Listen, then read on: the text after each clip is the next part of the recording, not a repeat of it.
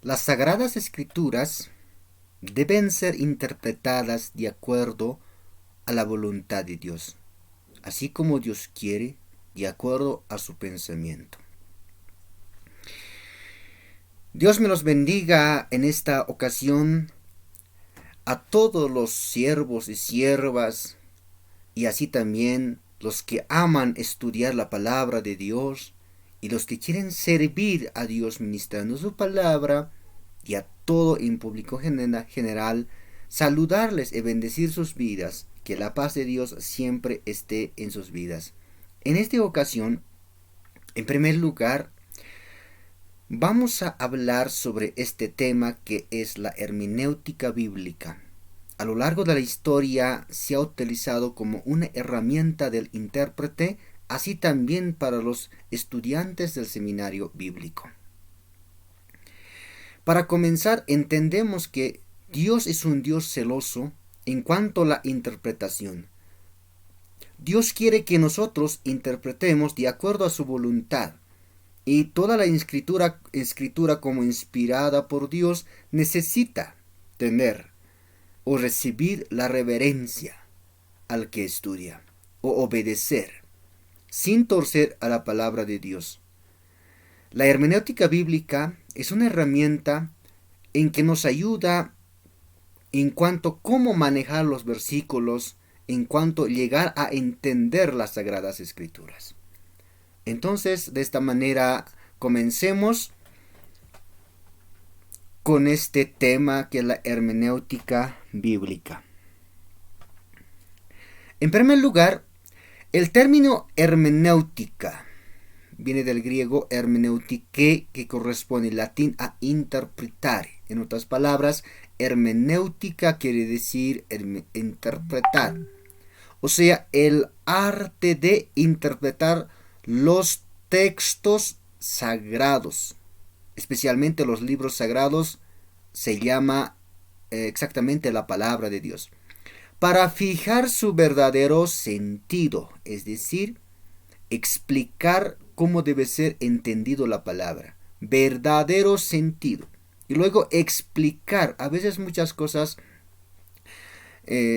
podemos saber de la Biblia, informarnos, pero a veces lo que nos toca es ser explicado por qué, para qué se está hablando, a quién se está dirigiendo.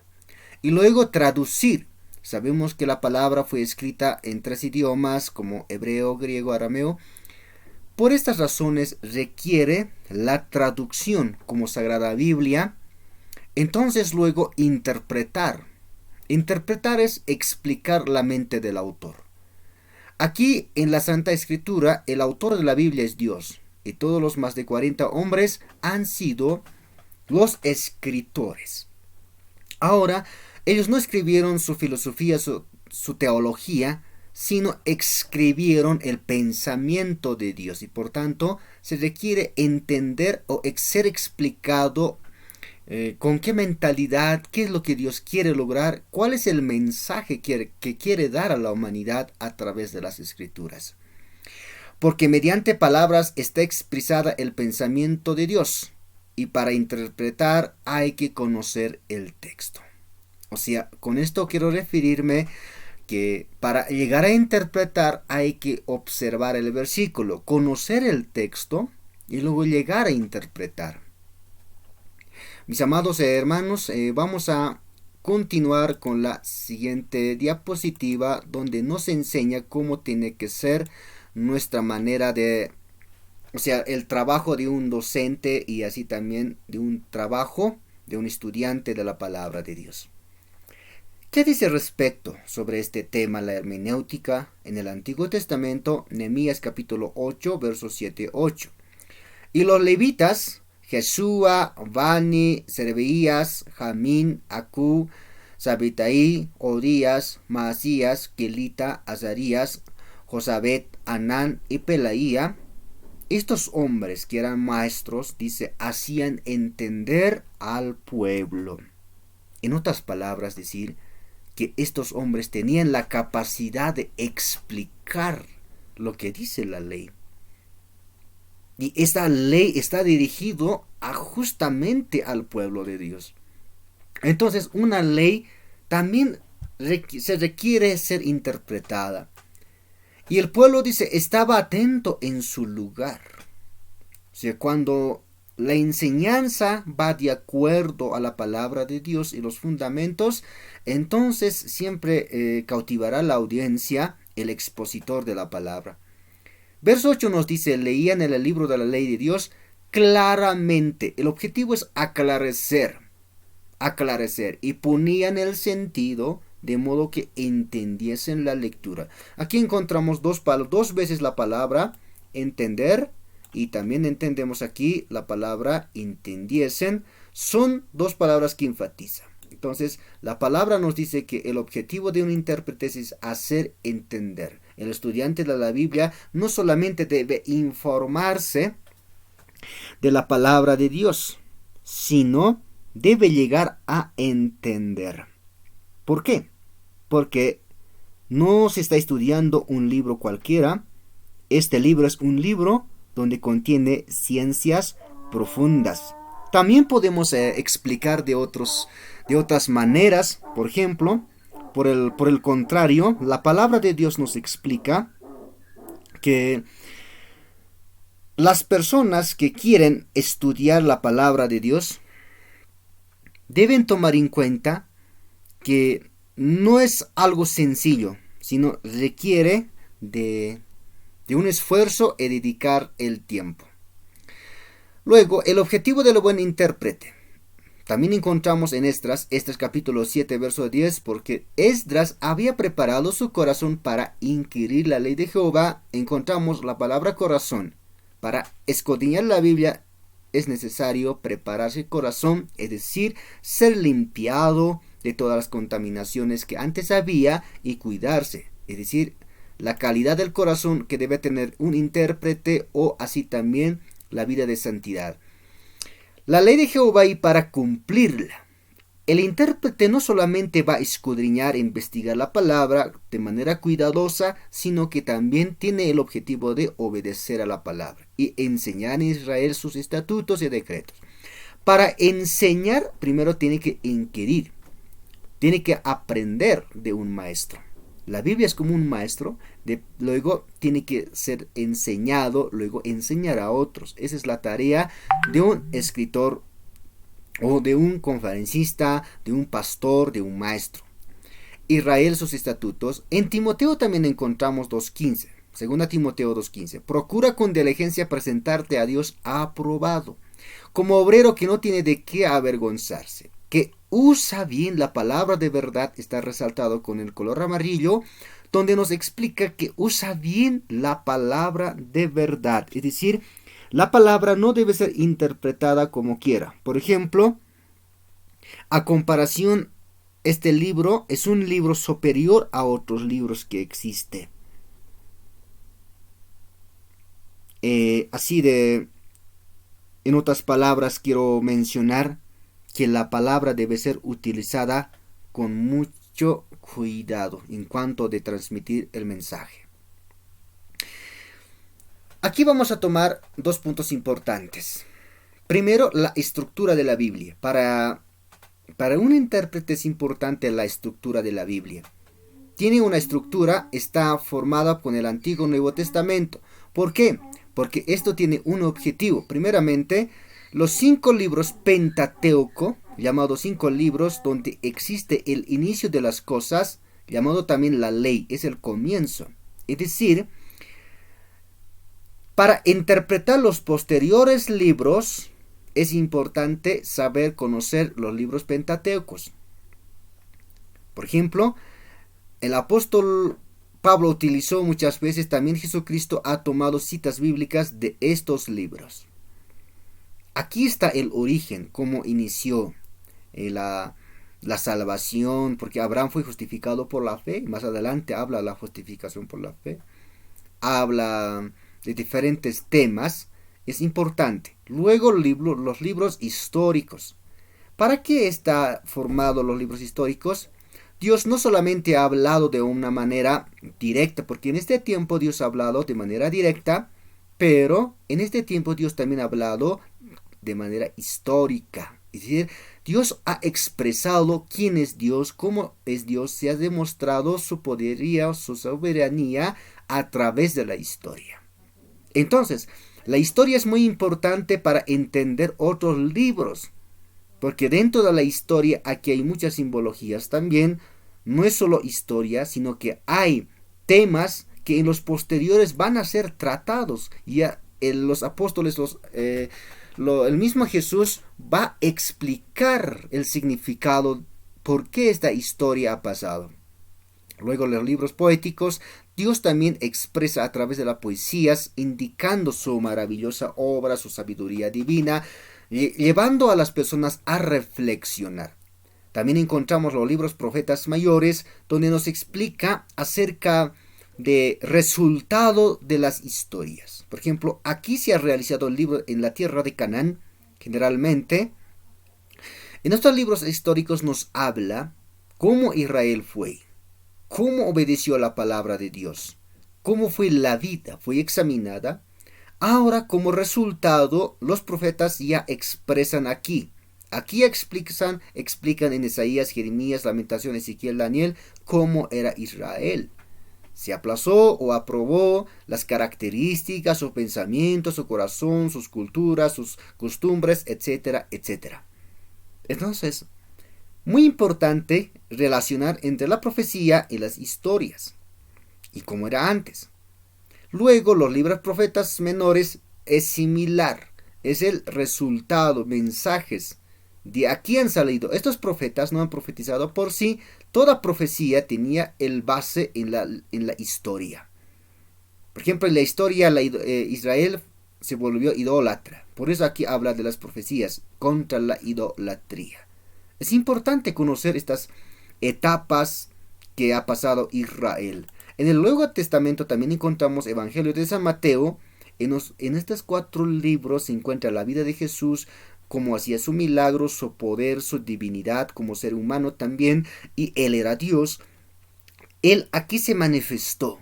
En el Antiguo Testamento solo se hablaba. Por ejemplo, aquí había mensajes, en profetas se profetizaba el mensaje de Dios, pero aquí en realidad se manifestó el mismo Dios en los 4 evangelios, explicando, cumpliéndose todas estas profecías durante ese tiempo. También encontramos libros históricos, pero hechos de los apóstoles, donde ya la iglesia ya fue levantada por Dios, la iglesia crece de los apóstoles. Esto también, al relacionar con otros libros, es muy importante. Podemos relacionar. Las cartas son de donde ya explica. Estas cartas generales paulinas y cartas paulinas y cartas generales son muy importantes, más doctrinales. Es aquí donde se llega a las conclusiones. Es decir, las cartas generales ya explican de estos tiempos. Por ejemplo, el apóstol Pablo explica a través de Abraham de este tiempo. Abraham fue justificado por la fe y aquí lo explica en Gálatas. O sea, tenía una simbología, un mensaje profundo que aún no había sido antes entendido. Por ejemplo, el apóstol ha tomado en tiempo de Samuel al rey David, a Salomón y otros reyes para explicar, para llegar a una conclusión. Entonces es importante también estos libros conocer. Luego libros proféticos, que es el Apocalipsis. Así está estructurado la palabra de Dios. ¿Para qué? Para que nosotros podamos llegar a entender que estas son estructuras que nos llegan a la comprensión que cada etapa tiene un mensaje. Entonces, estos libros se necesitan unos a otros, es decir, el Antiguo Testamento interpreta al Nuevo Testamento. El Nuevo Testamento interpreta al Antiguo Testamento. Ambos se relacionan. No podemos separarlo esto. Entonces, estos libros tenemos que enlazar, armar una rompecabezas, enlazar, llevar una coherencia de diferentes versículos para poder entender y llegar a entender la voluntad de Dios. ¿Qué es la Biblia? La palabra Biblia viene del griego Ya, Biblia, ¿qué significa? Libros, libro de los libros, una ciencia donde se aplica una ciencia profunda, considerado la ciencia, la madre de todas las ciencias. La palabra es considerado así. Contiene la palabra de Dios y narra la historia de la salvación, como Dios nos salva. Es decir, el mensaje de central desde Génesis a Apocalipsis es la salvación, salvación del hombre. Dios ha hablado siempre de la salvación. Es el conjunto de libros sagrados llamados también Sagradas Escrituras. Entonces, cuando estamos estudiando la palabra de Dios, no estamos estudiando cualquier libro, sino palabra de Dios. ¿Qué es la Biblia? Es un documento compuesto de 66 libros divinamente inspirado por Dios, escrito por autores humanos inspirados por Dios en 1550 años por más de 40 autores. Contiene dos partes: Antiguo Testamento 39 libros y Nuevo Testamento 27 libros, total 66 libros. Esto me refiero que estos libros han sido canonizados con el objetivo de que el objetivo de esta escritura es lo que el hombre necesita. No quiere decir que los 66 libros ahí se limita la sabiduría de Dios. La sabiduría de Dios es infinito. Hay todavía muchas, pero en la Biblia está escrita lo que el hombre necesita para ser salvo. 3. Contenido. Desde la creación hasta la consumación, desde la eternidad pasada a la eternidad futura, preparación, manifestación, explicación, consumación.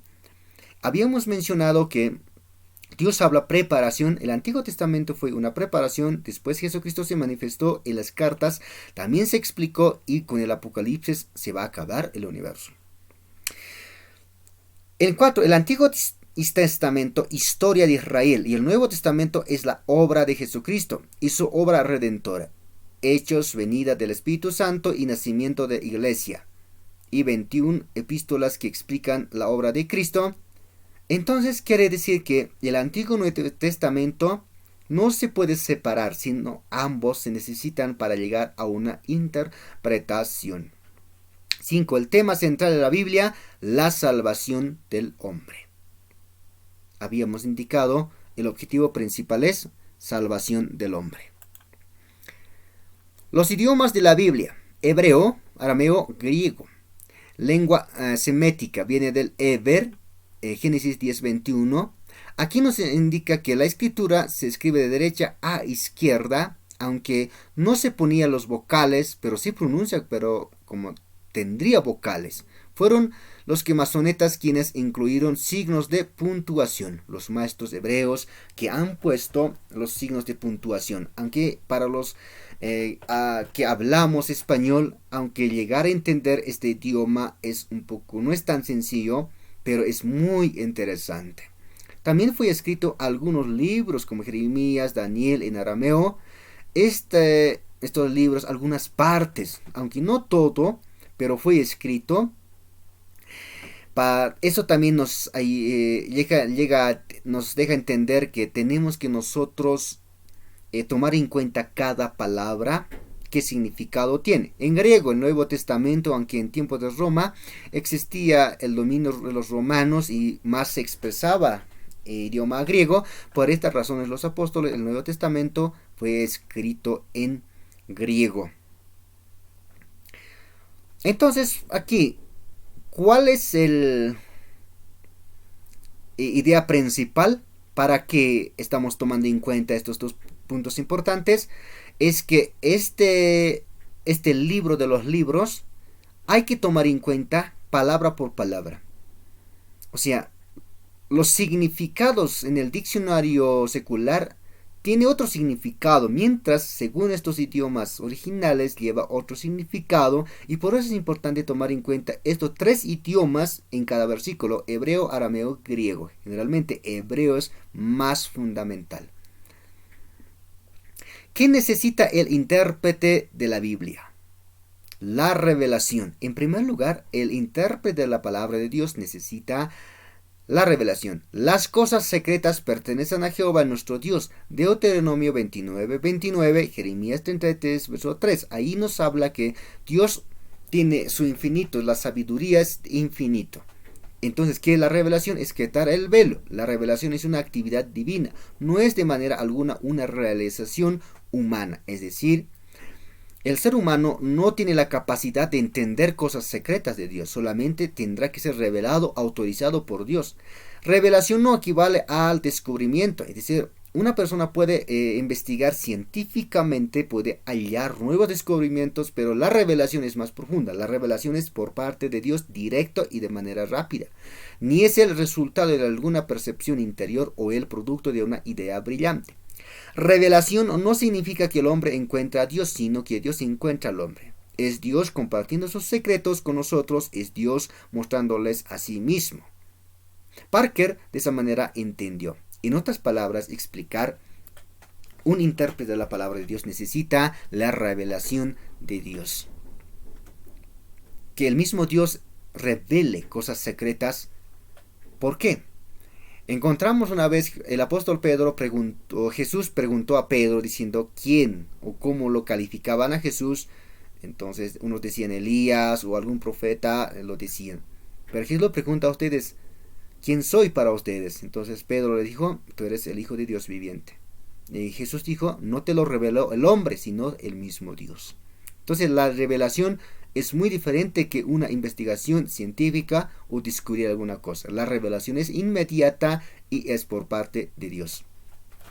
Luego el intérprete necesita la inspiración, es el soplo. Declaración. Ninguna palabra es invento humano, sino nace de la mente de Dios. Toda la escritura es inspirado por Dios. Por ejemplo, aquí en la imagen podemos presenciar que un hombre la mano está tomando al tintel. ¿Para qué? El tintero, ¿para qué? Para escribirlo. Entonces, el tintero no puede escribir por sí solo, sino que tiene que ser utilizado. Es similar. En el momento que se ha escrito la palabra de Dios, los apóstoles han sido como tinteros, donde han sido instrumentos, pero el que ha dirigido en cada palabra fue el Espíritu Santo. La inspiración nace cuando se vive la intimidad con Cristo. Esto es muy cierto. Una persona es inspirado por Dios cuando tiene una comunión profunda con Dios. Segunda Timoteo 2:16, 17 dice, toda escritura es inspirada por Dios, útil para enseñar, para reprender, para corregir, para instruir en justicia. Y 17, a fin de que el hombre de Dios sea perfecto, enteramente instruido para toda buena obra. Tan interesante esta parte. Nos habla, por ejemplo, que toda palabra es inspirada de Dios. Por Dios, toda palabra, ¿verdad? Toda palabra. Y es útil, es muy útil esta Biblia, útil para los empresarios, para los psicólogos, para los que estudian en derecho, útil para gobernar una nación, y cuánto más tiene que ser útil para los cristianos. Es útil, ¿verdad? En cuanto a la enseñanza, en corregir, informar a las personas de manera formal y correcta.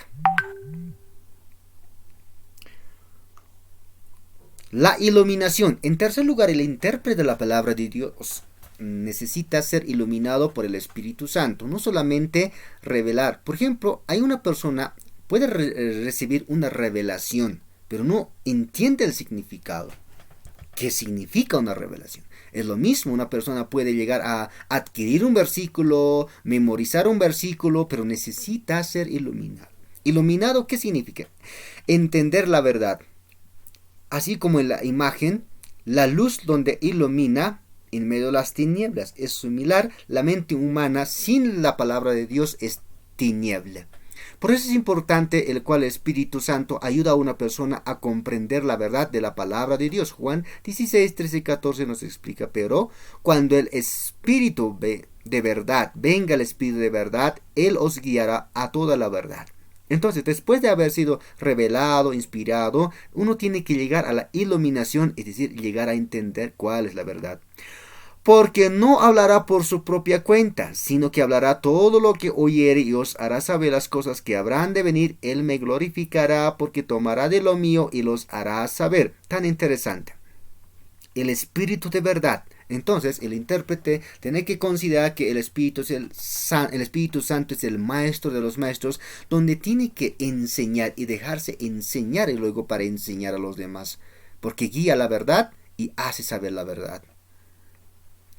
Exégesis y hermenéutica. Exégesis es extraer el significado de un texto dado, exponer, es decir, sacar de adentro hacia afuera. Es decir, exégesis es sacarlo, extraer.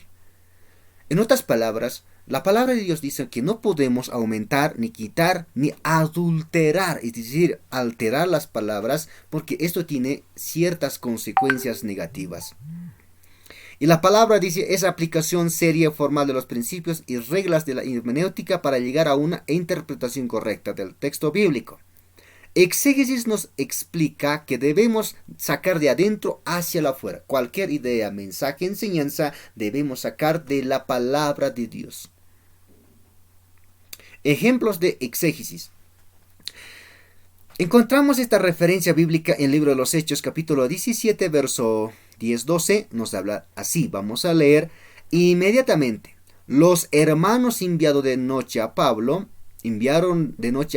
y a Silas hasta Berea, el lugar geográfico donde habla Berea, y ellos, habiendo llegado, entraron en la sinagoga de los judíos, es decir, la sinagoga donde se enseñaba, se adoctrinaba, donde los fariseos enseñaban. Era como una institución donde se adoctrinaban a las personas. Y estos eran más nobles que los que estaban en Tesalónica. Estamos hablando de personas nobles. Pues recibieron la palabra con toda solicitud. Mira, estos hombres, igual que Samuel, que tenían ese aprecio de recibir la palabra de Dios, escudriñando cada día las escrituras para ver si estas cosas eran así. O sea, mientras el mensaje se predicaba de Pablo o de alguien, otro predicador, maestro, estos hombres nobles en Berea, ¿qué estaban haciendo? Estaban examinando, escudriñando si es correcto o no, o es cierto o falso. Entonces, ese es el exégesis, averiguar, investigar, inquirir, como Esdras, el intérprete lo que tiene que hacer estas tareas. Así que creyeron muchos de ellos y mujeres griegas de distinción y no pocos hombres. O sea, después de haber analizado, recién creen. Hay algunos después creen, después recién analizan. O sea, todo lo contrario. Más debe ser primero analizar, escudriñar, después creer, para no llegar a las doctrinas herejes. Requisitos para estudiar la Biblia. Primero, un intérprete de la palabra de Dios, ¿qué requisitos debe tener? Puede ser muchas, pero aquí está mencionando solamente algunos para poder llegar a agradar a Dios como Dios quiere. Primero, la humildad.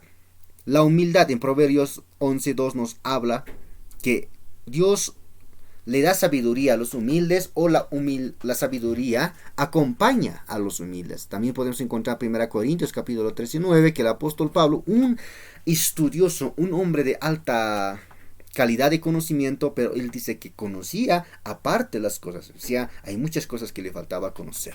Santiago 1:2 nos habla, en punto 2, la obediencia. Un intérprete de la palabra de Dios tiene que escudriñar y luego estar dispuesto a obedecer. Porque de nada serviría estudiar y no obedecer. Eso sería tiempo perdido. Para que todo el estudio tenga valor, tendrá que obedecer. Tercero, temor a la palabra de Dios. Isaías 66:2, donde dice: miraré a aquel que tiembla mi palabra. En otras palabras, estaba diciendo que Dios quiere que todos respetemos a su palabra, porque es su palabra. Entonces Dios los revela, enseña, ilumina a aquellas personas que cumplen estos requisitos. Tener la vida espiritual, 1 Corintios 2:14, aunque hay hombres naturales, hombres espirituales y hombres carnales. Entonces, para hombres naturales quizás este evangelio, las escrituras no es dable, o sea, no aceptan, o los carnales juegan con estas escrituras. Saben, pero no lo entienden. Pero mientras los hombres espirituales, los que viven una vida espiritual, son personas, llegan al discernimiento, porque se ha de discernir espiritualmente. Cuán importante había sido escudriñar la palabra de Dios, pero también cumpliendo estos requisitos. En el Nuevo Testamento hablamos de nuevo nacimiento. En el capítulo 3 de Juan, y la vida de santidad son importantes para un intérprete de las Sagradas Escrituras. Una persona que no nace de nuevo quizás va a entender en cosas terrenales, pero quizás los temas espirituales quizás va a ser algo difícil para entender. Por ejemplo, Nicodemo, un maestro de la ley, pero no podía entender temas espirituales. Cuán importante es cumplir estos requisitos para ser un intérprete de la palabra de Dios. En la siguiente diapositiva también encontramos para interpretar tener una actitud de oración constante. ¿Cuál debe ser la oración?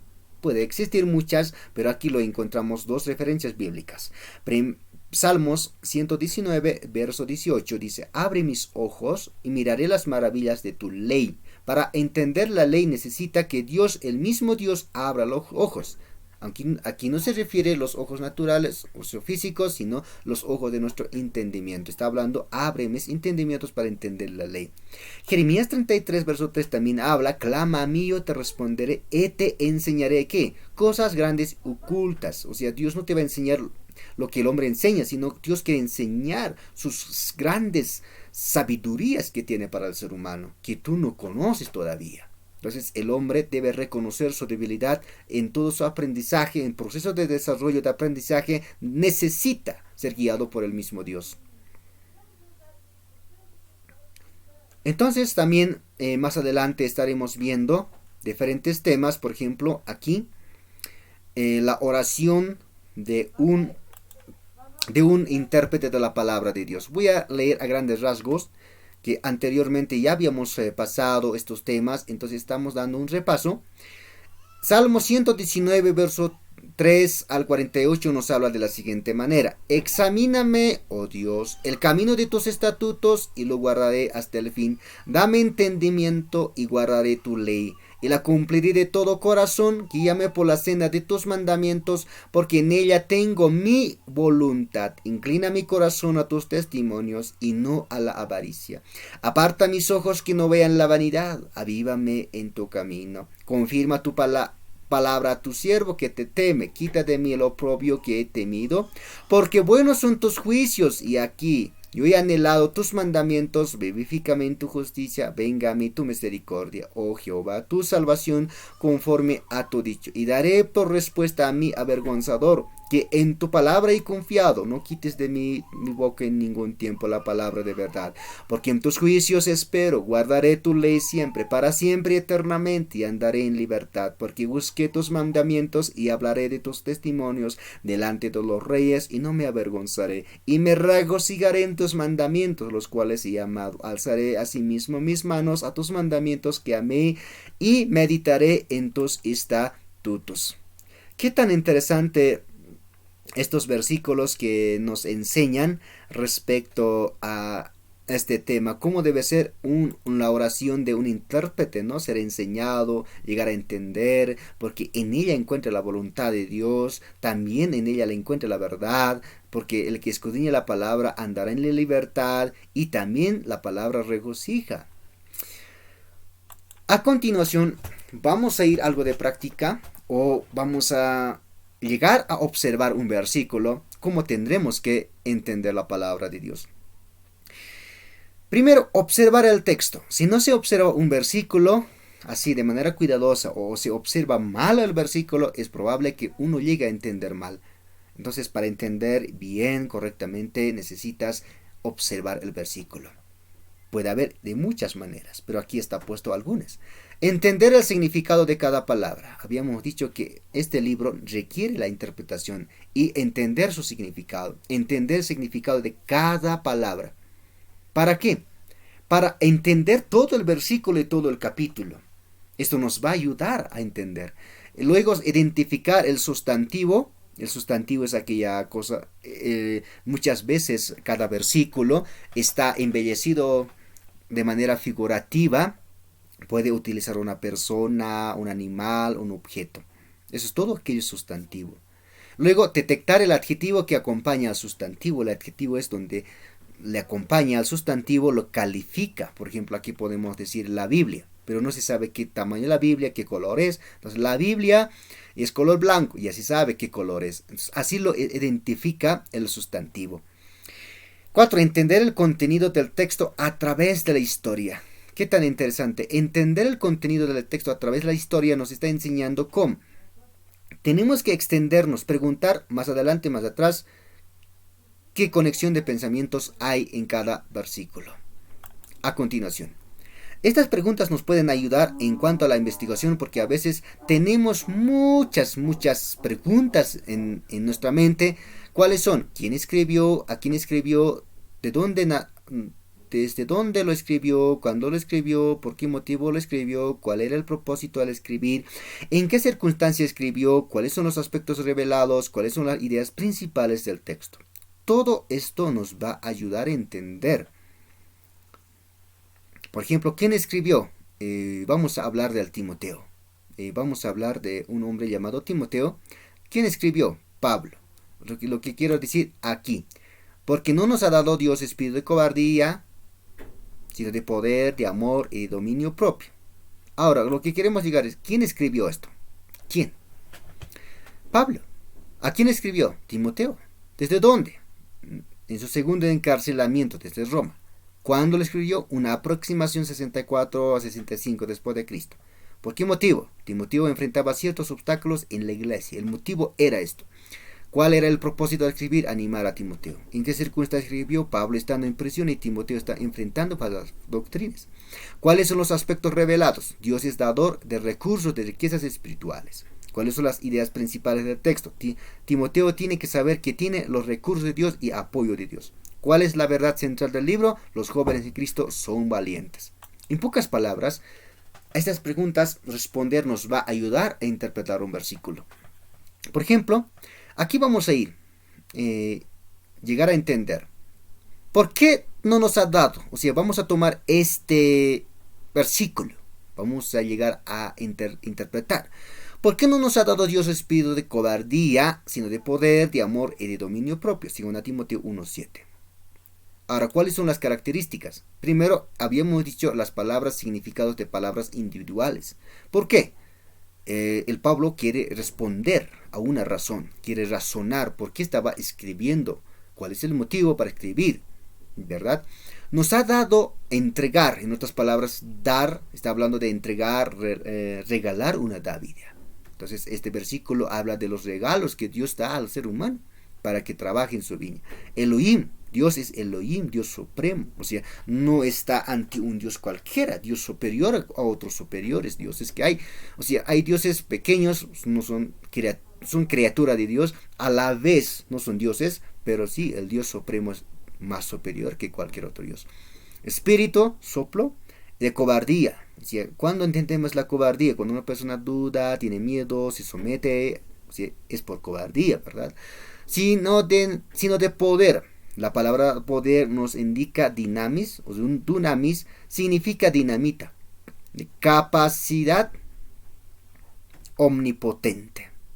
Entonces el versículo está hablando de la capacidad que Dios ha dado, de amor, en el griego agape incondicional. El amor no tiene intereses personales, de dominio propio, juicio cabal. Entonces, en pocas palabras hemos llegado a entender qué significado tiene cada palabra. Después de haber llegado, también tenemos que observar el versículo qué contenidos tiene. Habíamos dicho sustantivo, adjetivo. Aquí, ¿cuál sería el sustantivo? Sustantivo es el espíritu. Está hablando del espíritu. Pero no se sabe qué tipo de espíritu. Y aquí la cobardía sería el adjetivo donde dice, ya lo acompaña. Está hablando del espíritu de cobardía. Según la gramática también nos puede ayudar Dios. ¿De quién habla este versículo? ¿A quién está exponiendo? No está exponiendo a Timoteo. Timoteo era así, no está hablando, sino que está hablando quién es Dios en este versículo. Primero, está hablando de Dios, sujeto, como verbo, dar. Dios es dador. Habíamos dicho Dios es lo que regala. Ya habíamos entendido la palabra, significado de palabra individual. Luego, amor. Predicado sería todo esto, sino de amor, de poder, de amor y de dominio propio. Entonces, hasta ahí podemos llegar a entender que Dios es un Dios que regala a sus hijos. Es un Dios supremo. ¿Y por qué tiene que cobardarse uno? Ahora más adelante nos ayuda a entender el contexto bíblico. También podemos explicar el contexto bíblico. Esto nos va a ayudar un poco más a ampliar los versículos. El contexto bíblico consiste en consultar otros versículos antes y después del mismo capítulo. Puede ser del mismo libro, de la carta. Entonces, esto es muy importante, que para interpretar un versículo necesita ojearlo, necesita escudriñar. Eso es lo que necesitamos como cristianos o como pastores o también como estudiantes de la palabra de Dios. Y aquí lo que queremos entender es justamente ¿verdad? Porque no nos ha dado Dios espíritu de cobardía, sino de poder, de amor y de dominio propio. Eso es lo que queremos interpretar. Y estos versículos nos van a ayudar. Primero, ¿qué quería cobardar a Timoteo? En la misma carta nos habla 1.8 que Timoteo era sensible. Más adelante dice 2.3 sobre penalidades. Aquí dice huye de las contiendas. Hay otros versículos que respaldan. Entonces, estos versículos están indicando que Timoteo quería acobardarse ante el ministerio. Sufre penalidades, ¿qué quiere decir? Que estaba sufriendo. O usa bien la palabra de verdad, y se quiere decir, hay algo, nos está dando a entender que por qué estaba hablando el apóstol Pablo. Entonces más adelante nos dice, ¿quiénes se oponían a Timoteo? 2.7, 4, 14, 15, ahí nos habla, puedes leer, ahí nos habla Candelero o Filetos, son los hombres que, y Mineo, son los personajes que se han oponido contra Timoteo. Entonces, ¿qué tipo de problemas estaba enfrentando Timoteo? Problemas doctrinales. Porque Pablo dice, usa la verdad. O sea, Timoteo usaba la verdad, pero se oponían estos falsos maestros contra las enseñanzas de Timoteo. Y eso lo estaba desanimando. Por eso más adelante dice Pablo, ¿qué quiere lograr con estas palabras? 1.6 dice, no pierdas ese don. O sea, aviva ese don. Tendrá que avivar porque Timoteo tenía don de evangelizar, ser pastor, ser maestro. Esos talentos y dones espirituales tenía. No era necesario. 4.2 y 5 nos habla, dice, cumple tu ministerio. Cumple tu ministerio. Ahora, regresando al versículo, ya nos deja entender de qué más o menos estaba hablando el versículo. El contexto bíblico nos ayuda, ilumina. Entonces, Timoteo no tenía espíritu de cobardía. No tenía. Pero sí Timoteo quería acobardarse. ¿Y qué es lo que quería acobardar? Los falsos maestros. Que preguntaban, dice. Preguntaban, hacían preguntas necias. Ahora, aquí complementa amor y dominio propio. ¿Por qué Pablo escribe estos tres términos? Amor, dominio propio. O sea, poder, amor, dominio propio. En pocas palabras, vamos a explicar. Después de haber consultado otros versículos, la palabra misma nos deja entender, es decir, la palabra se interpreta por sí solo. Todos estos argumentos no han salido de nuestra propia idea, sino que de acuerdo a los otros contextos bíblicos. Por ejemplo, ¿por qué no nos ha dado Dios espíritu de cobardía? Timoteo tenía el respaldo de Dios, aunque era atacado por sus prójimos herejes. Mas Timoteo tenía poder de mando sobre ellos, amor para perdonar las ofensas. Personal dice aquí, perdonar, lo que dice, perdonar las ofensas. Es verdad. ¿Por qué habla Pablo a Timoteo del amor? Porque estos hombres le estaban ofendiendo a Timoteo. Pero debía recordar que el amor es lo que va a ayudar a perdonar a esos prójimos. Dominio propio para no entrar en pleito. Es decir, querían debatir con Timoteo, pero ¿qué dice la palabra? Que tenía dominio propio. Es decir, Timoteo no podía ser dominado con esas contiendas, sino él tenía la capacidad de dominar y controlar. Esto quiere decir que el joven Timoteo era capaz de superar y continuar con el ministerio. O sea, teniendo suficiente capacidad con el ministerio, quería dejar el ministerio. Entonces, por eso Pablo dice, cumple tu ministerio, porque tienes estas capacidades. Solamente debías reconocer que tiene las riquezas de Dios, sino de poder. Él habla de poder. Sus contrarios peleaban con sus propias fuerzas humanas, que perecen. Más Timoteo tenía poder eterno a comparación. Eso es lo que la fortaleza. Entonces, este versículo es dar la fortaleza a Timoteo. De amor y de dominio. Y de amor protegía a Timoteo a no cometer pecados ni rencor alguna. Todo pecado puede nacer de rencor. Pero este amor le va a ayudar a Timoteo para no guardar rencor y seguir predicando la palabra de Dios. Dominio propio tenía la capacidad de controlar problemas externas y internas. De esa manera hemos llegado a entender el versículo, de quién estaba hablando, cuál era la condición de Timoteo, por qué estaba hablando, qué quiere lograr con este versículo o con este pasaje bíblico del apóstol Pablo. Explicar quién es Dios, cómo es Dios y cómo respalda a sus siervos. También vamos a hablar sobre la interpretación. Puede ser literal o también interpretación figurativa. Pero vamos a comenzar con la interpretación literal. ¿Qué es? Se enfoca en las letras, ser fiel al texto y entender desde sus raíces, hebreo, arameo o griego. No se altera sus significados de cada palabra. Es decir, en Levítico capítulo 19, 17 encontramos: no aborrecerás a tu hermano en tu corazón, razonarás con tu prójimo para que no participes de su pecado. Aquí, el mensaje de Dios trata de explicar con palabras. Y aquí es lo que cada palabra necesita ser profundizada, su significado. Entonces ahí nos tenemos que consultar hebreo, arameo, griego. Esto nos va a ayudar a consultar una Biblia léxica, o sea, un libro léxico, o diccionario bíblico, o consultar diccionarios teológicos que nos van a ayudar a entender estas palabras. ¿Qué quiere decir corazón? Razonar con tu prójimo. En otras palabras quiere decir echar la culpa al prójimo, pero sin haber preguntado, razonado sobre el tema, no sería bueno. Razonar es, pues, llegar a entender las condiciones del prójimo para no ser partícipe de su pecado. De manera literal, ¿no? ¿Verdad? Puras palabras. Entonces, más hay que enfatizar en la palabra. Ahora, ¿qué son las figurativas? Las figuras literarias en la Biblia. Aquí es un poco más amplio. En introducción, expresar las palabras con mayor belleza, vivacidad con el objetivo de explicar con mayores detalles, son palabras adornadas con ejemplo. Es decir, en el Pentateuco, poesías, evangelios, hechos, cartas apocalípticas, mayor parte está utilizada con figurativas. Podemos encontrar decálogos, parábolas, visiones, de manera simbología, a través de los sueños, proverbios, consejos, enigmas, refranes, parábolas, o sea, discursos, viajes, milagros. Todo esto tiene mensaje. Todo tiene mensaje. Vayamos comenzando con el 1. Simil. Es la expresión comparada con el ejemplo de una idea, mencionando las palabras como semejante. ¿Cómo? Semejante. En Apocalipsis 1:4, Jesucristo comparado, ¿verdad? El apóstol Juan compara a Jesucristo como llamas de fuego, dice, ¿no?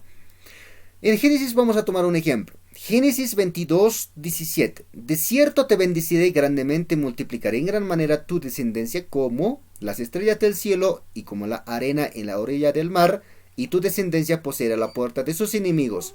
Aquí, Simil está comparando, para embellecer el mensaje, como está comparado con estrellas, la descendencia. Entonces, para entender el mensaje tendremos que enfocarnos en las estrellas, sus características, qué función cumple. Por ejemplo, las estrellas son innumerables, no puede el hombre contar. Así será la descendencia o se multiplicará Israel. Y eso es lo que ha pasado. O sea, de esa manera embellece el mensaje.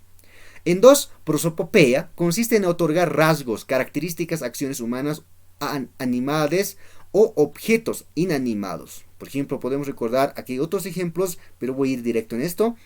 Lucas 9:40, Reina Valera 1960, dice: él respondiendo les dijo, os digo que si estos callaran, las piedras clamarían.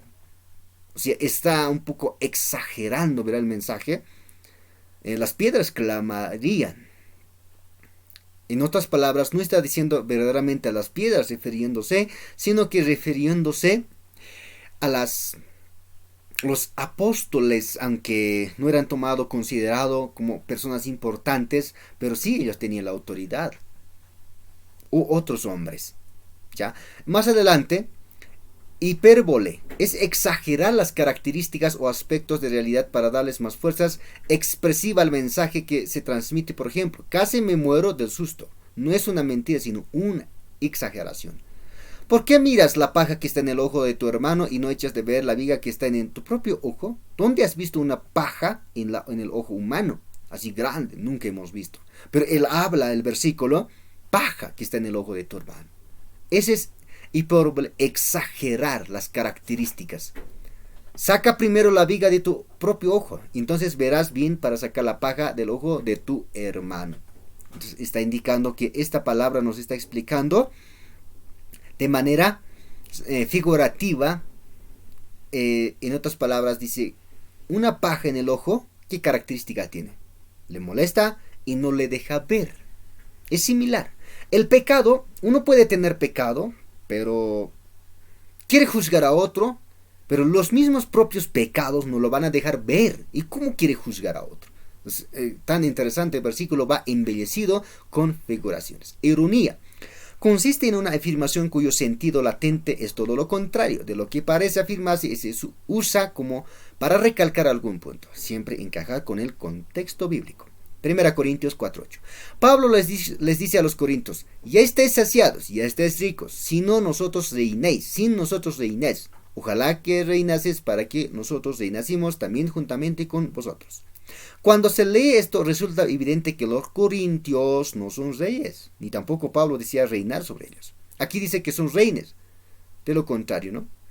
La palabra nos dice, ¿qué es la ironía? Dice una cosa, después ya dice otra cosa. Entonces, este tipo de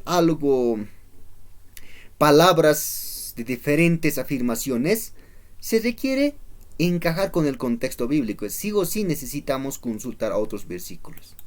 Así también existe. Por ejemplo, aquí está hablando, estáis saciados, estáis reináis, sin nosotros reináis. O sea, no está diciendo que los hombres de Corinto son reyes, sino que tenía otro mensaje en este versículo. Metáforas. Es una comparación igual que símil, se diferencia de este en ser una forma de expresión más breve y más contundente, en que transforma las palabras de su significado literal a otro nuevo y notable. No es tan grande y amplía. O sea, metáforas son igual que símil, pero con palabras más pequeñas, breves. Por ejemplo, vosotros sois la sal de la tierra, la luz del mundo. Yo soy la puerta, yo soy el camino. Son metáforas donde explica Jesús para embellecer el mensaje. Estudiar la sal, cuál es la sal, la característica, qué función cumple, cuál es la importancia que tiene, todo eso, para llegar a entender, porque lo compara al cristiano con la sal, y para llegar a entender el mensaje espiritual. Alegorías es un conjunto de metáforas o simbologías ordenadas con el objetivo de presentar una enseñanza en base a muchos detalles. Es decir, en alegorías ya es más detallado. Ya no es como igual que metáfora. Por ejemplo, en Efesios 6, 11, 10 nos habla sobre estos temas acerca de armadura del cristiano. Esa es ya una alegoría. El apóstol Pablo vio un soldado en Roma con su escudo, coraza, sandalias y espada. Pero compara con un cristiano. Y todos estos detalles, uno por uno lo va detallando, tenía un significado. Por ejemplo, el casco lo compara con la salvación, la coraza con la justicia, la espada con la palabra de Dios, el escudo con la fe, las sandalias con el evangelio. Eso es alegoría, con más amplios detalles explica. Simbología. Simbología es algo visible y concreto que representa algo invisible o realidad espiritual como objetos, sustancias, colores, números, animales. Es decir, el mensaje está embellecido a través de simbología. En Apocalipsis podemos encontrar este tipo de mensajes. Animales. Por ejemplo, un león representa el carácter. O en números, los números también significado. O colores también puede existir. Cada color tiene su significado y sus objetos, sustancias, etc. Por ejemplo, vamos a ir en San Juan, capítulo 3, 5. Respondió Jesús, de cierto te digo, el que no naciere de agua de espíritu no puede entrar en el reino de Dios. Pero muchos interpretan que esta palabra agua es de manera física, más literal. Pero según otros contextos bíblicos ya nos habla otra cosa. En Efesios 5:26 dice que agua por la palabra, agua significa la palabra. Y aquí habla no bautizarse, sino nacer. Es lo que ya está hablando el término. Habíamos indicado. Por eso hay que tomar en cuenta el significado de cada palabra. Aquí no habla de bautizarse, sino está hablando de nacer. ¿Y cómo una persona puede nacer? Santiago 1:18 nos habla, Él de su voluntad nos hizo nacer por la palabra de verdad para que seamos primicias de sus criaturas. Entonces, eso es un poco de la simbología. Hay muchos versículos, parecen ser literales, pero hablan de la simbología. Textos paralelos. Los textos paralelos también nos ayudarían a entender de esta manera. Los pasajes paralelos nos permiten interpretar armónicamente la Biblia, estableciendo la relación estrecha que hay entre sus libros. Es armar los versículos. Los textos paralelos son diferentes versículos, hablan del mismo tema, es donde se pone en orden a la idea interconectando. Las ideas son los versículos que tratan del mismo tema, es decir, la Biblia es su propio intérprete. En otras palabras, quiere decir que la Biblia se interpreta solo. Podemos encontrar aquí textos paralelos de las palabras. O sea, la concordancia es lo que puede ayudar a buscar estos textos paralelos. Porque un tema habla con la misma palabra. Por ejemplo, 1 Pedro 4:7 dice, ante todo, tened entre vosotros ferviente amor. El amor cubrirá multitud de pecados. Aquí está hablando del amor. Mientras en 1 Corintios no hace nada indebido, no busca lo suyo, se irrita, no guarda rencor, está hablando del amor. Proverbios 17:9. Quien pasa por alto la ofensa crea lazos de amor. Entonces, amor, son versículos que coinciden. Este versículo trata del amor, pero de diferente manera cubrirá pecados, dice. Aquí dice, no guarda rencor. Entonces, ¿cómo va a cubrir el pecado el amor?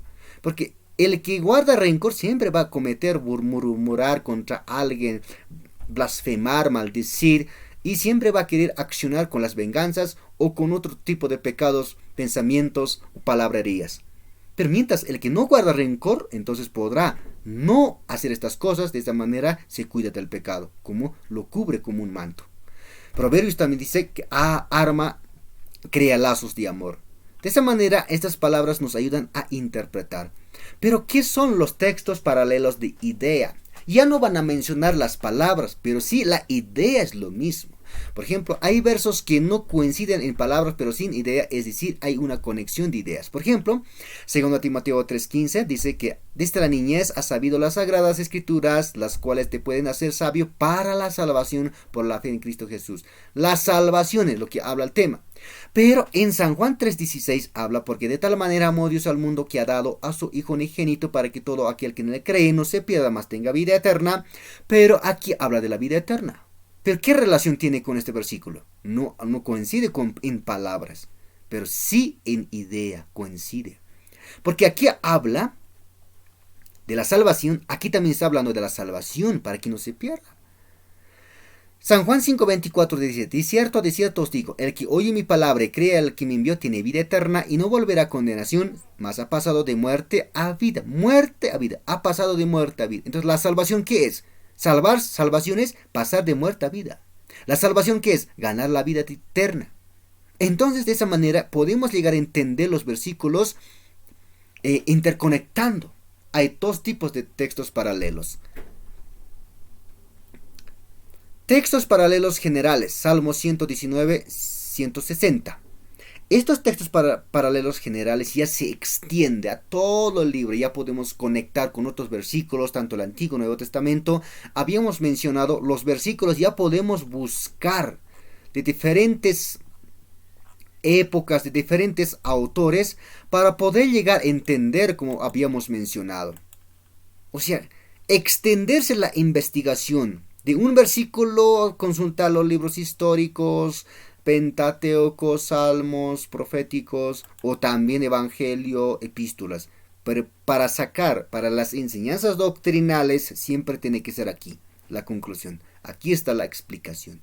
No se puede sacar doctrinas de las historias. Son los que aportan, son los que son bases para llegar a interpretar. Pero sí, para llegar a una conclusión siempre es los libros, cartas paulinas y las cartas generales. Ahora, regresando, la suma de tu palabra es verdad, dice. La suma de tu palabra. O sea, cuando más versículo va a armar un intérprete, es cuando más va a embellecer el mensaje y se va a revelar la verdad. Y es eterno, es todo juicio de tu justicia. Este tipo de paralelo se extiende a toda la Biblia. Esa es la tarea de un profesor, maestro de la Biblia, también para un estudiante de la palabra de Dios. Con estas palabras podemos hacer en forma resumida, a grandes rasgos, para poder entender qué es la hermenéutica bíblica. La hermenéutica bíblica es una herramienta para el pastor, para dar el alimento a los rebaños, pero no un alimento adulterado, sino que los rebaños crezcan de manera saludable con la sana doctrina y también crezcan de manera adecuada y de manera conforme a la voluntad de Dios y se dirijan por un camino de sabiduría y camino hacia la vida eterna. Mis estimados hermanos, hermanas, con estas palabras podemos culminar en forma de conclusión. Utilice al Espíritu Santo como maestro. El autor de toda la Biblia es Dios. Los apóstoles y otros hombres santos han sido los escritores. Ahora usted también es instrumento. Tiene la gran tarea de interpretar estas escrituras para que la humanidad escuche y escuchando la palabra se salve y gane la vida eterna. Esa es la gran tarea de hoy y encomendemos nuestras vidas al Señor y Dios haga en nuestras vidas su voluntad y se glorifique a través de su escritura. Dios me los bendiga y Dios me los bendiga. Muchas gracias por su atención prestada. Dios te bendiga.